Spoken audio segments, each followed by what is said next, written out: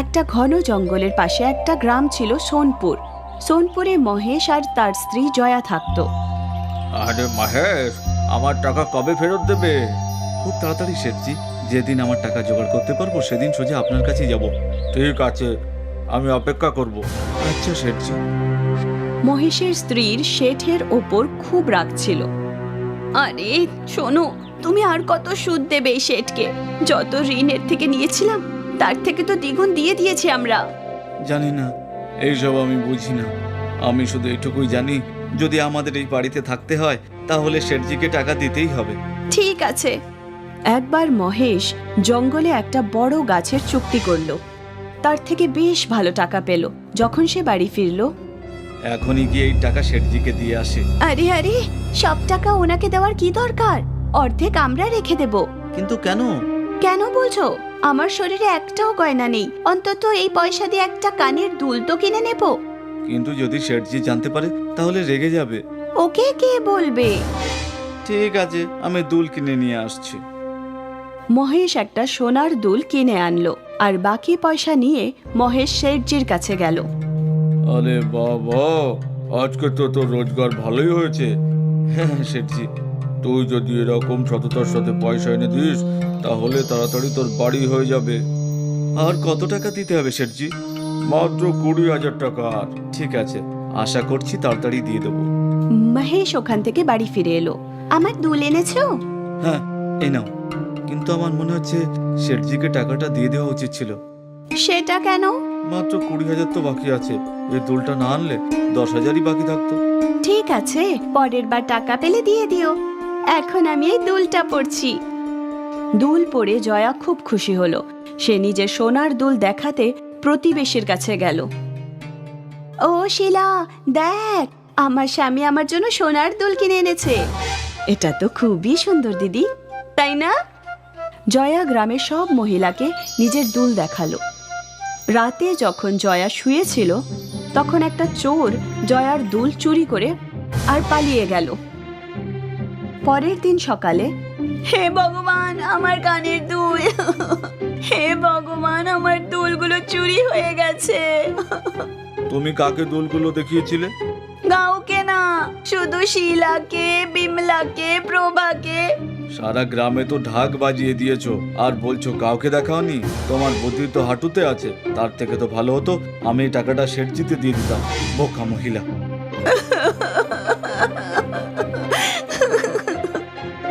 জয়ার পেটে কোনো কথা হজম হতো না। সে সব কথা সবাইকে বলে দিত। যদি ওর ঘরে ভালো রান্নাও হতো সেটাও গিয়ে ও সবাইকে বলে দিত।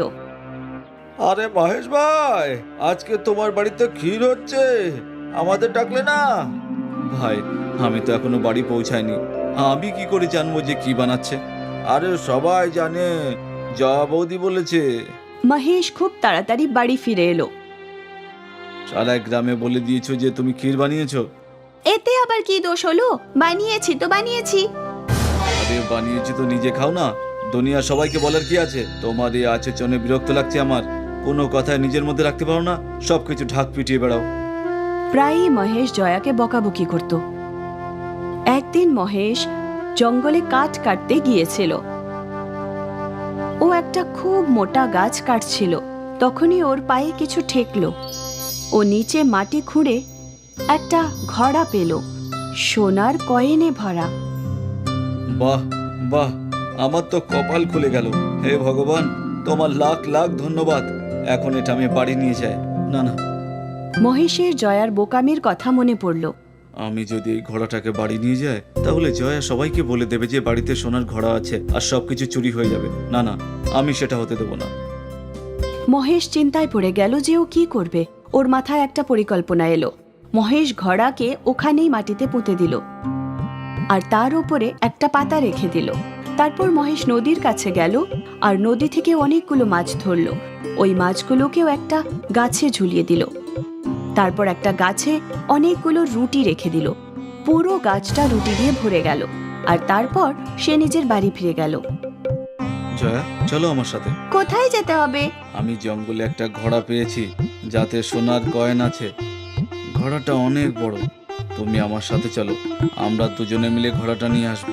হ্যাঁ হ্যাঁ চলো, সোনার কয়েনের ঘোড়া, বাবা। জয়া আর মহেশ দুজনেই জঙ্গলে চলে গেল। জঙ্গলে পৌঁছে জয়া সেই গাছটা দেখলো।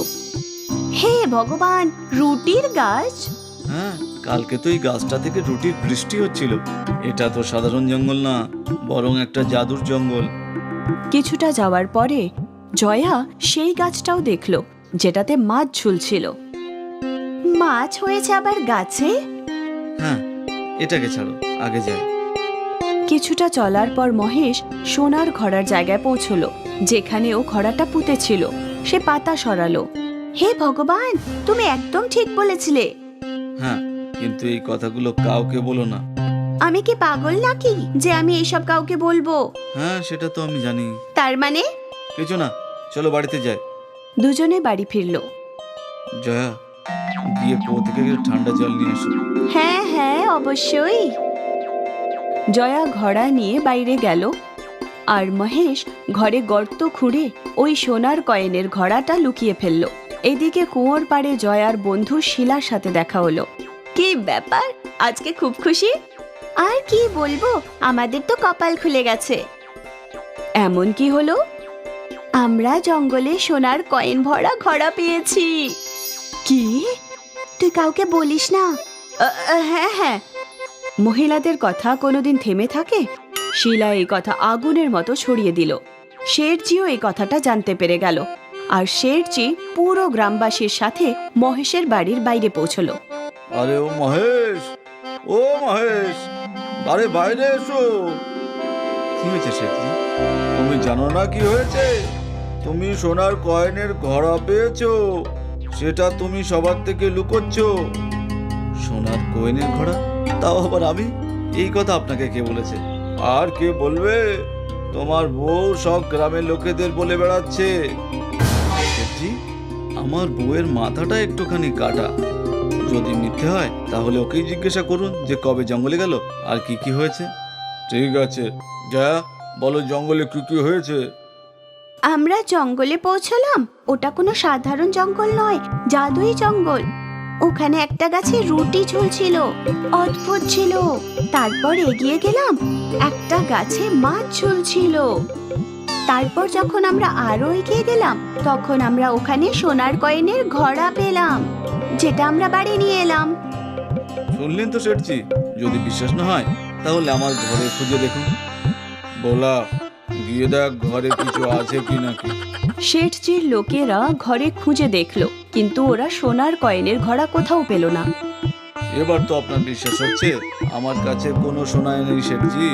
যদি থাকতো তাহলে আপনাদের না শোধ করে দিতাম না? সেটা তো ঠিকই। শেঠজির সাথে সমস্ত গ্রামবাসী চলে গেল। ওদের যাওয়ার পরে মহেশের মুখে হাসি ফুটলো। হ্যাঁ, এবার আরামে জীবন কাটাবো। অন্তত এখন আর জয়ের কথা কেউ বিশ্বাস তো করবে না। আমার সোনাও সুরক্ষিত থাকবে। আরে শোনো, এইসব সত্যি হয়েছিল না? তাহলে লোক কেন আমার কথা শুনছে না?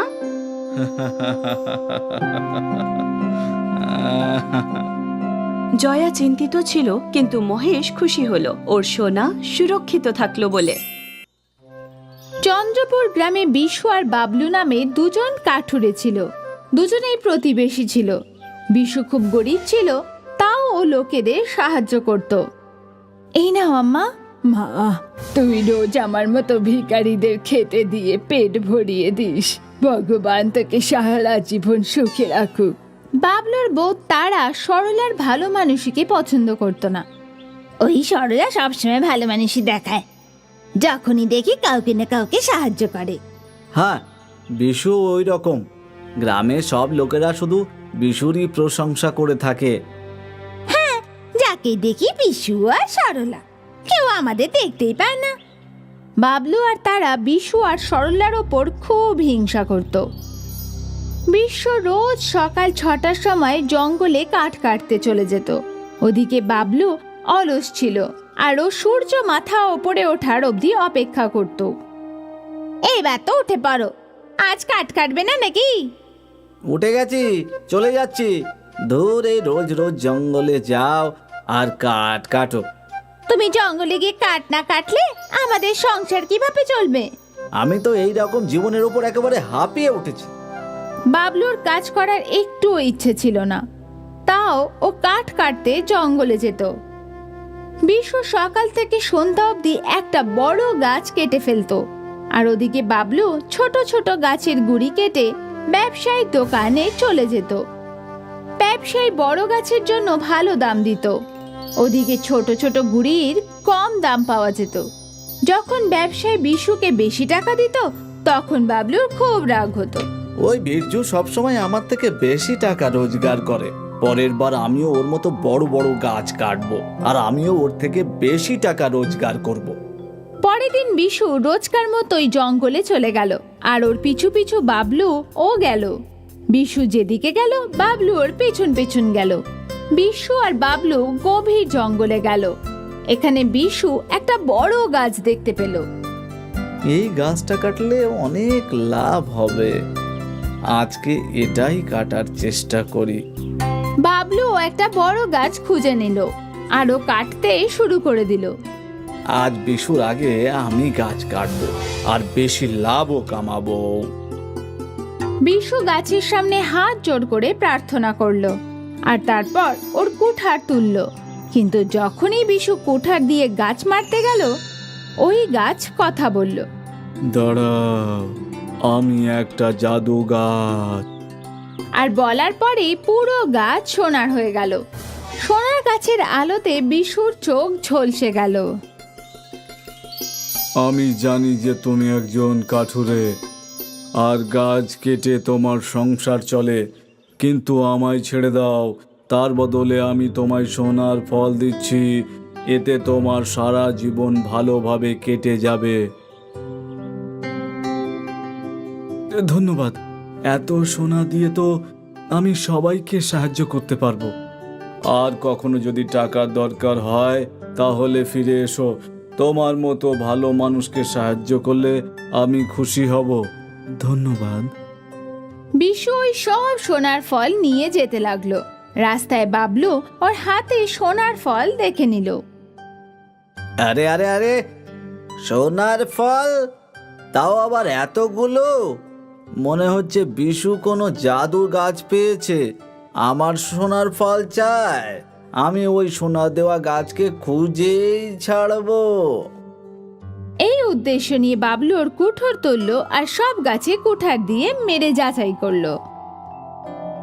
এটাও না, এটাও না, এগুলো তো সব সাধারণ গাছ।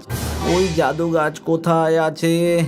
বেজু এই রাস্তা দিয়ে এসেছিল, আমার ওই পায়ের ছাপ খোঁজা উচিত। বিশুর পায়ের ছাপ খুঁজে খুঁজে বাবলু এই জাদু গাছের সামনে পৌঁছে গেল। পায়ের ছাপ তো এখানেই শেষ হচ্ছে, তার মানে এই সেই গাছ। বাবলু কিছু না ভেবেই ওর কুঠার তুললো। দাঁড়াও, কে বললো? আমি কোনো সাধারণ গাছ না। এত সোনা, আমি যদি পুরো গাছ কেটে ফেলি তাহলে আমি এই পৃথিবীর সবচেয়ে ধনী ব্যক্তি হয়ে যাব। তুমি তো খুবই লোভী মানুষ মনে হচ্ছে। হ্যাঁ, আমি তোমায় কাটতে চলেছি। দাঁড়াও, আমি তোমায় সোনার ফল দিতে পারি। আমি কি বোকা নাকি যে ওইটুকু সোনার ফল নিয়ে যাব যখন আমার সামনে সোনার গাছ আছে? বাবলু কুঠার দিয়ে মারতে চাইলো। দাঁড়াও, আমি তোমাকে অনেক সোনা দিতে পারি, ভেবে দেখো।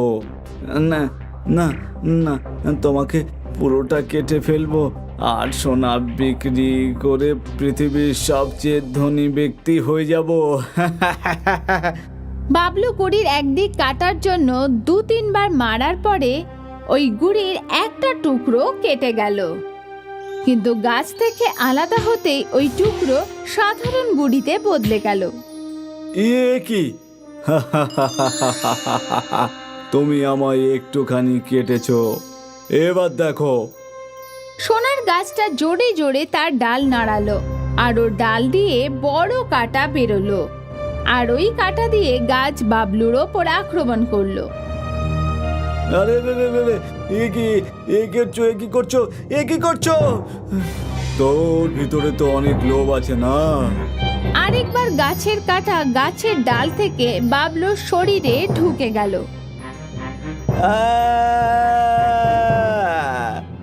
বাবলু বাজেভাবে ক্ষতবিক্ষত হলো আর ওর প্রাণ বাঁচে বাড়ির দিকে দৌড় লাগালো। ক্ষতবিক্ষত বাবলু হোঁচট খেতে খেতে ওর বাড়িতে এলো। বিশু বাবলুকে পড়ে যাওয়া থেকে বাঁচালো। বাবলুর বউ ওর বাড়ির বাইরে এলো আর কাঁদতে লাগলো। এসব কিভাবে হলো?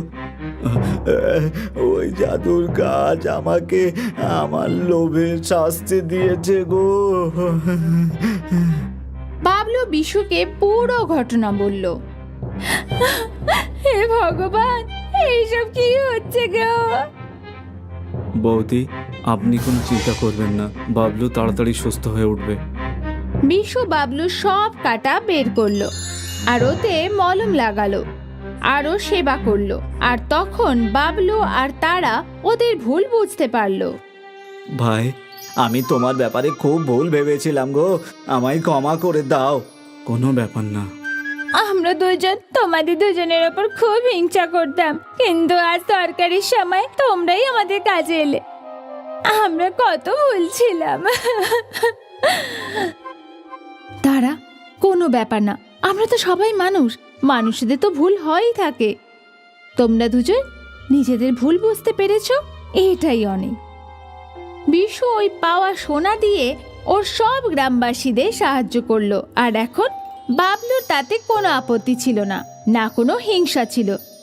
জাদু সোনার গাছ বাবলুকে বুঝিয়ে দিল যে ভালো মানুষই কি হয়। রামনাথ নিজের স্ত্রী সরিতার সাথে একটা গ্রামে যায়, যেখানে রাস্তায় একটা বড় বট গাছ দেখতে পায়, যার মধ্যে অনেকগুলো সোনার গয়না ঝুলেছিল। আর ওরা অবাক হয়ে গেল, আরে এটা বট গাছ নাকি কোনো গয়নার গাছ? দেখো না, এর মধ্যে কতগুলো সোনার গয়না ঝুলে আছে। আরে এখানে কেউ নেই, আমি তোমার জন্য 2-4টে গয়না পেরে নিয়ে আসছি। আরে বাপরে, আমাকে এইভাবে চড় মারলো কে? কি হয়েছে ভাই? তুমি এই গয়নাগুলো ছোঁয়ার সাহস করলে কি করে? ভালো হয়েছে যে তুমি বেঁচে গেছো, না হলে তোমাকে মেরেই ফেলতো একেবারে। মেরে ফেলতো? হ্যাঁ, এটা হলো জাদুর বট গাছ। পাশের গ্রামে যাওয়ার আগেই যে জঙ্গল রয়েছে, ওখানকার ডাকাতরা ওই গ্রামের গয়না চুরি করে নিয়েছে। তাই ওই গ্রামে যাওয়ার জন্য যারাই যায়, তারা এই গাছে গয়নাগুলো ঝুলিয়ে ফেরার সময় আবার নিয়ে চলে যায়, বুঝেছো? আর ততক্ষণ এই বট গাছটা গয়নাগুলোকে শুধু সুরক্ষিতই রাখে না, বরং নিজস্ব জল দিয়ে গয়নাগুলোকে একেবারে চকচকে করে তোলে। আমি একেবারে নিঃস্ব হয়ে গেলাম। যদি তোমাদের কথা শুনে এই গাছে আমি গয়নাগুলো ঝুলিয়ে যেতাম, তাহলে ওই ডাকাতগুলো আমার গয়নাগুলো চুরি করতে পারতো না। আরে আমরা তোমাকে কতবার বুঝিয়েছিলাম, আর তোমার বন্ধুও তো তোমাকে বুঝিয়েছিল। ও তো নিজের গয়না এখানে ঝুলিয়েই গেল। হ্যাঁ, কিন্তু এই দাদু বিশ্বাসই করলো না। 2 লক্ষ টাকার গয়না হারিয়ে বসলো। দাও, আমার গয়না তো রয়ে গেছে, কই আমারগুলো দাও তো। হ্যাঁ হ্যাঁ, দেবো দেবো। তা তোমার নাম রামদিন, তাই না?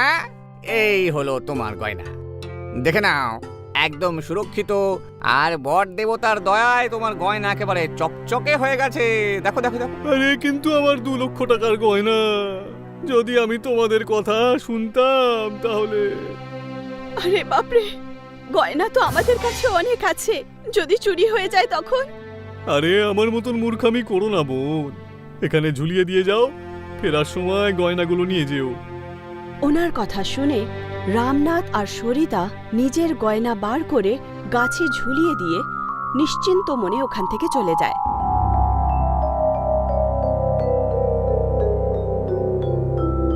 রাত্রিবেলা ফেরত এসে ওরা নিজেদের গয়না চায়। রামা ওদের গয়না ফেরত দিয়ে দেয়। আরে বাহ, আমার গয়না তো সত্যি সত্যি চমক দিচ্ছে, একদম নতুন গয়নার মতো। হ্যাঁ, এবার যখনই তুমি আমাকে বলবে যে গয়নাগুলো চকচকে করে দিতে, আমি ওই গ্রামে যাওয়ার অজুহাতে এই গাছে গয়নাগুলোকে ঝুলিয়ে দিয়ে যাব। আমি তো আমার সমস্ত বান্ধবীদেরও বলবো নিজেদের গয়না যেন এই গাছেই ঝুলিয়ে দেয়। বাড়ি পৌঁছানোর পর ওরা এই খবরটা জানতে পারলো যে ওদের মেয়েকে দেখার জন্য পাত্রপক্ষ এই বাড়িতে আসছে। আরে বাপরে, এই পাত্রপক্ষের আতিথেয়তার জন্য তো আমাদের অনেক রকমের তৈয়ারি করতে হবে। হ্যাঁ, ছেলের বাড়ির লোকেরা অনেক বড় লোক, ওদেরকে স্বাগত জানানোর জন্য আমাদের কাছেও অনেক টাকা থাকা দরকার। কিন্তু সব টাকা তো কালকের গ্রামের বিয়েতে আমরা খরচা করে ফেলেছি। এবার কি করব? আমার কথা শোনো, এই গয়নাগুলো নিয়ে গিয়ে বন্ধক রেখে দাও। 5 লাখের গয়নার 1 লাখ নিয়ে এসো। সরিতার কথা শুনে রামনাথ গয়না নিয়ে একটা স্যাঁকড়ার দোকানে যায়, যেখানে স্যাঁকড়া ওকে 20,000 টাকা দেয়। সে কি কথা? 5 লক্ষ টাকার গয়নার দাম মাত্র 20,000? ওরে বাবা, এটা 5 লক্ষের নয় রে, 50,000 টাকার গয়না। এত সোনা মাত্র 50,000 টাকার? সোনা এত সস্তা হলো কি করে? আরে ভাই, সোনা সস্তা হয়নি তো, পেতল সস্তা হয়েছে। আরে ব্যাপারটা হলো যে এগুলো আসলে পেতলের গয়না, আর তার উপরে সোনার জল করা রয়েছে। স্যাঁকড়ার কথা শুনে রামনাথ আর বাড়িতে সরিতাও অবাক হয়ে যায়। এরকম কি করে হতে পারে? এই গয়না তো আমি বাড়ির থেকে নিয়ে এসেছিলাম। আরে আমিও তো আমার বংশগত জুয়েলারির কাছ থেকে বানিয়েছিলাম। আমার কাছে সমস্ত বিলও রয়েছে, বুঝেছো? এরকম কি করে হতে পারে? ওই স্যাঁকড়া মিথ্যে কথা তো বলছে না? হ্যাঁ, ও মিথ্যে বলে কি লাভ ওর, বলো তুমি? আমার মনে হয় যে আমাদের গয়নার সঙ্গে কেউ উল্টো পাল্টা করেছে। ওই যে সেই গয়নার গাছটা। সরিতার কথা শুনে রামনাথ ভেষ পাল্টিয়ে আবার সরিতার সাথে ওই গয়নার গাছের কাছেই চলে যায়, আর গয়নার গাছে নিজের গয়না ঝুলিয়ে ওখান থেকে চলে যায়। ওদের যাওয়ার পরই রামা ওই গয়না নামিয়ে স্যাঁকড়াকে দিয়ে দেয় আর বলে, এই ফ্যামিলি রাত্রেবেলা ফিরে আসবে, ততক্ষণে তুমি এটা নিয়ে যাও আর এটাকে বদল করে একটা সেম পিতলের গয়না বানাও, আর ওর উপরে সোনার জল করে দাও, আর ভালো করে চকচকে করে দিও, যাতে এটা দেখার পর কেউ যেন সন্দেহ করতে না পারে। এই যে বাচাদন, এবার তোমরা আর গয়নার গাছে নয়, জেলে গিয়ে থাকবে। আরে ইন্সপেক্টর বাবু, আপনি? হ্যাঁ বাচাদন, এই গয়না গাছের ব্যাপারটা কি বলো তো? সাহেব, এখান থেকে পেরিয়ে গিয়ে জঙ্গলের ভেতরে আমাদের লোকগুলোই টাকাচ্ছে যে ঘোরে, আর তাদেরই ভয় দেখিয়ে এখান থেকে যারা যায় তাদের গয়না নিয়ে এই গাছে ঝুলিয়ে দিই। আর যে সেটা করতে বারণ করে তার সামনে আমাদেরই 2জন লোক চলে আসে, একজন নিঃস্ব হবার আর একজন বেঁচে ফেরার নাটক করে। আর ভয় পেয়ে সবাই এই গাছে গয়না ঝুলিয়ে চলে যায়, আর ওরা যেই চলে যায় সঙ্গে সঙ্গে সেই গয়না পেরে নিয়ে ওরকম আর একটা পেতলের গয়না বানিয়ে দিই, আর উপরে সোনার জল করে দিই, আর তাতে সেটা কেউ বুঝতেও পারে না, সন্দেহ করে না। আর অনেক বছর পরে যখন তারা সেসব জানতে পারে, তখন তো এই ঘটনা তারা ভুলেও যায় যে ওদের গয়না এই গাছের বদলে পাল্টে গেছে আর কি। হ্যাঁ, আমার মেয়েকেও যদি ছেলের বাড়ির লোকেরা দেখতে না আসতো, তাহলে আমিও তো অন্যদের মতনই এত তাড়াতাড়ি আমি আমার গয়না বন্ধক রাখতে যেতাম না, আর আমিও জানতে পারতাম না। দে, আমার গয়না ফিরিয়ে দিবি নাকি? হ্যাঁ, ফিরিয়ে দিচ্ছি। আর শুধু তোমারই নয়, আজ পর্যন্ত যার যার গয়না নিয়েছি আমরা সকলের গয়না ফিরিয়ে দেব। হ্যাঁ, আর দিব্যিকে বলছি, আর কখনো গয়না চুরি আমরা করব না, এসব বন্ধ করে দেব। আমরা পুরো বুঝতে পেরে গেছি যে মানুষ অন্যায়ের পথ যতই বেছে নিক না কেন, কিন্তু শেষ পর্যন্ত তারা ধরা পড়েই যায়। একটা শহরে রবিশ একজন বড় ব্যবসায়ী ছিল। রবিশের মা বাবা গ্রামেই থাকতেন। মনীষা আর রোহিত ডিনার টেবিলে রবিশের জন্য অপেক্ষা করছিল। বাইরে থেকে হাসতে হাসতে রবিশও এসে গেল। কি হলো? কার ফোন ছিল? খুব খুশি মনে হচ্ছে। গ্রাম থেকে মার ফোন ছিল, আমাদের সবাইকে গ্রামে যেতে বলেছে। গ্রামে? এখন আমরা গ্রামে গিয়ে থাকবো? চিরদিনের জন্য না, যতদিন রোহিতের স্কুল বন্ধ আছে ততদিন আমরা গ্রামে থাকবো। এতদিন সময় আছে? আজকাল তো সবই ডিজিটাল, তাহলে চিন্তা কিসের? ওয়াও, খুব মজা হবে। এবার আমিও গ্রামে সবার মতো মজা করব, ক্ষেত দেখবো আর ঘুরে বেড়াবো। তাহলে ঠিক আছে, কাল সকালেই আমরা গ্রামে রওনা দেব। তিনজনই গ্রামে যাওয়ার জন্য প্যাকিং করে শুয়ে পড়লো। পরের দিন সকালে রবিশ, মনীষা আর রোহিতের সাথে রেডি হয়ে নিজেদের গাড়িতে করে গ্রামের দিকে রওনা হলো। কয়েক ঘন্টা পরেই ওরা গ্রামে পৌঁছে গেল। ওদের দেখে দাদু ঠাকুমা খুব খুশি হলো। এতদিন পরে গ্রামে এসেছো, রোহিত তো আমাদের ভালো করে চেনেও না। না না, আমি জানি, বাবা আমাকে রোজ তোমাদের কথা বলে। সবাই শুনে খুব হাসছিল। খাবার খেয়ে সবাই বিশ্রাম করলো, কিন্তু রোহিতের ঘুম আসছিল না। আমি গ্রামে ঘুরতে চাই, কিন্তু সবাই ঘুমিয়ে পড়েছে। এখন আমাকে একাই যেতে হবে। আমি খুবই এক্সাইটেড। রোহিত বাইরে গিয়ে ঘুরছিল। গ্রামে একটা বড় গাছের তলায় রোহিতের বয়সী কয়েকজন বাচ্চা খেলছিল। রোহিত ওদের কাছে গিয়ে কথা বলতে শুরু করলো। আমি গ্রামে ঘুরতে চাই। হ্যাঁ, তাহলে ঘোরো, আমার সাথে কেউ চলো। আমরা তোমার বন্ধু না? আর গ্রাম তো এইটুকুই, এখানে ঘোরার মতো কিছুই নেই। আমি জঙ্গলে যেতে চাই আর ক্ষেত দেখতে চাই। গ্রামের সব ছেলেগুলো নিজেদের মধ্যে ইশারা করলো। কি হয়েছে, তোমরা হাসছো কেন? কিছু না, আজকে তোমাকে জঙ্গল দেখাবো। সন্ধেবেলা চলে আসবে। তোমরা সত্যি আমাকে জঙ্গল আর ক্ষেত দেখাবে তো? আরে তোমাকে বললাম তো সন্ধেবেলায় চলে আসতে, তাহলে সন্ধেবেলায় চলে আসবে। এখন যাও এখান থেকে, আমরা এখন খেলবো। রোহিত বাড়ি ফিরে এলো। রোহিত, এই গ্রাম একদম নতুন, আর তুই একা কোথায় গেছিলি? মা, আমি তো বাইরেই ছিলাম, কোথাও যাইনি তো। আচ্ছা আচ্ছা, ঠিক আছে, কিন্তু গ্রামের বাইরে যেও না, অনেক বিপদ আছে। কিসের বিপদ ঠাকুমা? বেশি প্রশ্ন করো না, তুমি এখনো ছোট। রোহিতকে বুঝিয়ে সবাই ছেড়ে দিল আর নিজেদের কাজ করতে ব্যস্ত হয়ে গেল। রোহিত সন্ধ্যেবেলায় জঙ্গলে যেতে ভুলে গেছিল। ও পরের দিন জঙ্গলে যাবে বলে বেরিয়ে গেল। আমি তো গতকাল সন্ধেবেলায় যেতে পারিনি, কিন্তু এখন আমি ক্ষেত আর জঙ্গলে অবশ্যই যাব। সবার নজর বাঁচিয়ে রোহিত বেরিয়ে গেল। তারপর ক্ষেতের মধ্যে দিয়ে একটা জঙ্গলে পৌঁছে গেল। সেখানে ওর পায়ের তলায় একটা ছোট গাছ পড়ল। ওহ, এই গাছটা তো ভেঙে গেল। এবারে কি করব? এটাকে বাড়িতে নিয়ে চলে যাই। রোহিত জঙ্গলে না ঘুরে ওই চারা গাছটা নিয়ে সোজা বাড়ি চলে এলো। আরে রোহিত, কোথায় গেছিলে? আর এই গাছটা কোথা থেকে নিয়ে এসেছো? এটা তো এখানে বাইরেই ছিল। দাদু রোহিতের সঙ্গে কথা বলছিলেন, তখন রবিশও চলে এলো। একটা খুব জরুরি কাজ আছে, আমাদের আজকেই শহরে ফিরে যেতে হবে। কিন্তু কালকেই তো এসেছিস, তাহলে কেন এত তাড়াতাড়ি চলে যেতে হবে? খুবই জরুরি কাজ আছে। রবিশ মনীষা আর রোহিতকে তাড়াতাড়ি রেডি হয়ে গাড়িতে বসতে বলল। দুজনে তাই করলো। রোহিত ওই ভাঙা গাছটা নিয়ে গাড়িতে উঠে বসলো। তারপর গাড়িটা শহরের দিকে চলে গেল। কি হয়েছে? আমরা এত তাড়াতাড়ি ফিরে যাচ্ছি কেন? বাড়িতে চুরি হয়েছে আর কোম্পানিতেও লোকসান হয়েছে। আমরা পুরো শেষ হয়ে গেছি। কি? সব শেষ হয়ে গেল? হ্যাঁ, এবার গিয়ে দেখতে হবে কি কি হয়েছে আর কি করে হয়েছে। কিছুক্ষণ পরে ওরা নিজেদের বাড়ি পৌঁছে গেল। ঘরে ঢুকে দেখলো সবকিছু চুরি হয়ে গেছে। রবিশের গাড়িটাও পরের দিন চলে গেল। তিনজন মাটিতে বসে পড়ল আর রোহিত গাছটা এক কোনায় রেখে দিল। এবার আমরা কোথায় যাব? ভগবানের উপর বিশ্বাস রাখো, সবকিছু ঠিক হয়ে যাবে। কি হবে এবার? আমি তো কিছু বুঝতে পারছি না। একটু তো সময় দাও, সব ঠিক হয়ে যাবে। আমি ততক্ষণ গাছের ছিঁড়ে যাওয়া পাতাটা লাগানোর চেষ্টা করছি। রোহিত গাছটার কাছে গিয়ে একে চেঁচিয়ে উঠল। বাবা, মা, তাড়াতাড়ি এসো।